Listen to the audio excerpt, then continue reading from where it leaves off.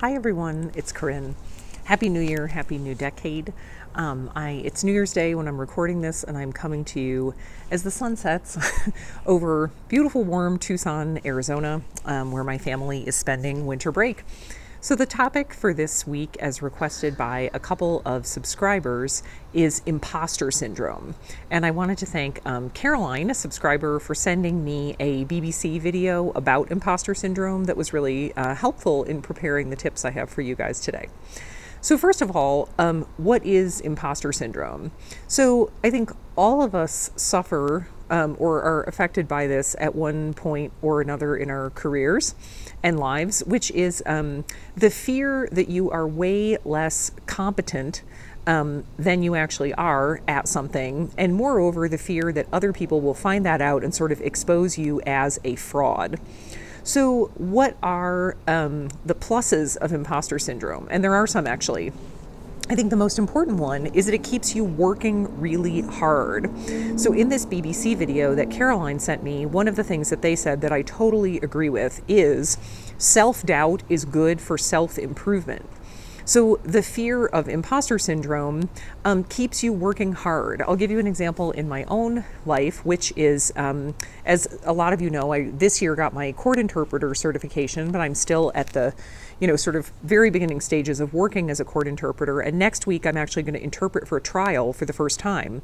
And the positive side of imposter syndrome is I am studying like crazy to make sure that I know all of the background material, that I have, site translated all of the background material into French so that I'm totally prepared, or as prepared as I can be when the day of the trial comes. So imposter syndrome isn't all bad. The minus of imposter syndrome is when it holds you back, when that fear of feeling like a fake makes you too afraid to try.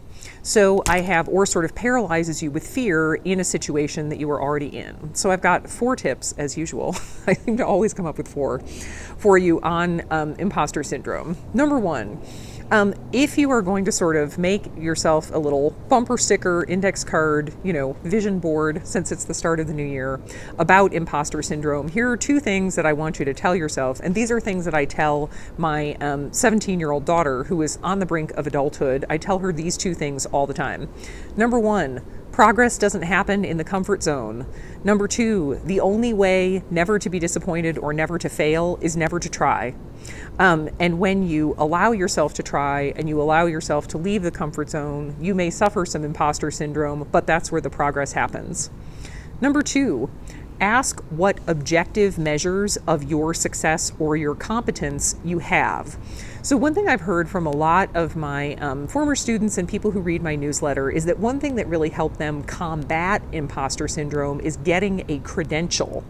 So whether that is a translator certification, an interpreter certification, a financial industry certification, something like that, that they felt that knowing that they had that credential, something they can point to and say, this is an external entity's assessment of my competence, can really help with imposter syndrome. Number 3, mentor other people. Which shows, first of all, helps other people, and also shows you that you know more than you think. So as an example, even someone who's been freelancing for 2 months knows more than someone who has been freelancing for, let's say, 1 month.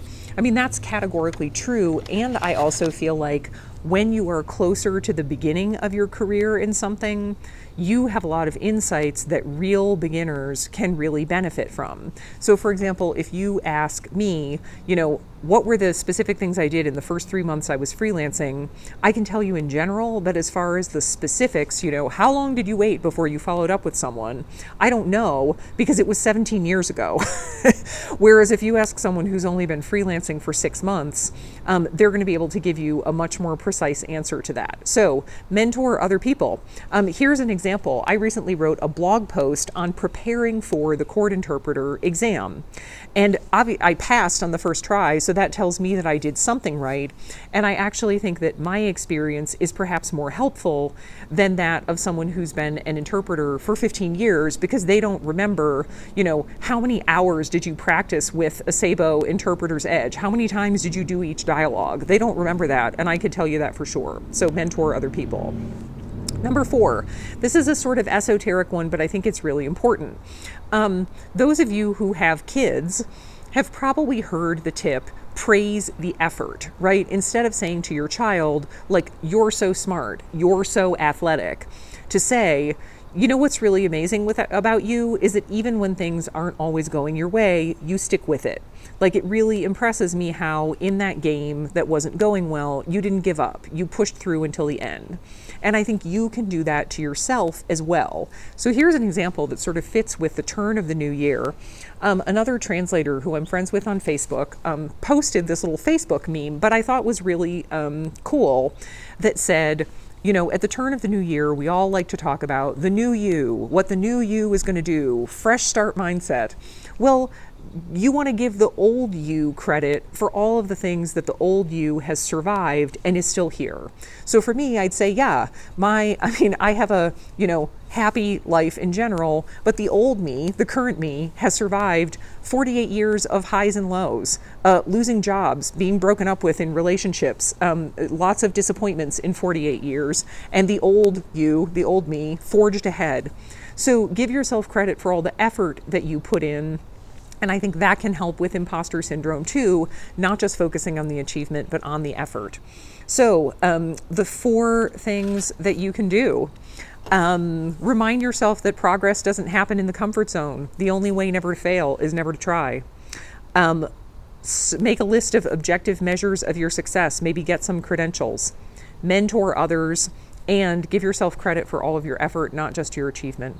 Okay, I'll talk to you again next week. And if you have an idea for a future Mindset Mondays video, let me know in the comments. Thanks.